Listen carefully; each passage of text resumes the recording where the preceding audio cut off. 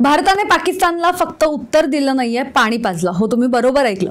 Operation सिंदूर मागचं सेनेचं भक्कम नियोजन आणि एअरफोर्सचा अचूक गेम प्लॅन. आज आपण हाच गेम प्लॅन उलगडणार आहोत. आज 12 मे रोजी भारत आणि पाकिस्तान यांच्यातील डीजेएमओ मध्ये महत्त्वपूर्ण चर्चा होणार आहे आणि याच पार्श्वभूमीवर भारतीय लष्कराने आज घेतलेल्या पत्रकार परिषदेत धडकी भरवणाऱ्या गोष्टी उघड केल्यात. लेफ्टनंट जनरल राजीव घई यांनी सांगितलं, ही लढाई पाकिस्तानशी नव्हती, ही लढाई होती दहशतवाद्यांसोबतची.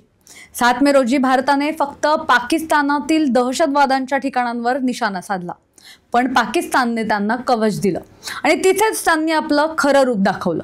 पण कसा रोखला भारताने पाकिस्तानचा हवाई हल्ला? त्यासाठीचा प्लॅन होता अचूक आणि चौकटबद्ध.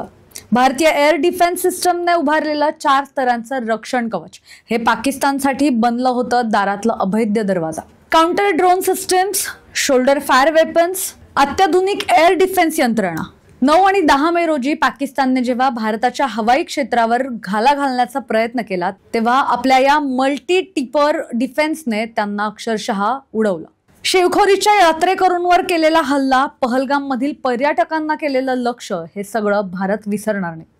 आणि म्हणूनच ऑपरेशन सिंदूर ही केवळ एक लष्करी कारवाई नव्हती, तो होता एक संदेश. दहशतवादाला ठेच देणारा आणि पाकिस्तानच्या आडमुठेपणाला सडेतोड उत्तर देणारा. पाकिस्तानला पाणी पाजलं, पण युद्ध अजून थांबलेलं नाही. भारत तयार आहे, कारण हा आहे नवा भारत. सजग, सक्षम आणि सडेतोड. ऑपरेशन सिंदूर अजून पूर्ण झालेलं नाहीये, ही तर फक्त सुरुवात आहे. ऑपरेशन सिंदूर बाबतच्या महत्त्वाच्या अपडेट्स आम्ही तुमच्यापर्यंत अशाच पोहोचवणार आहोत. तोपर्यंत पाहत राहा सिविक मिरर.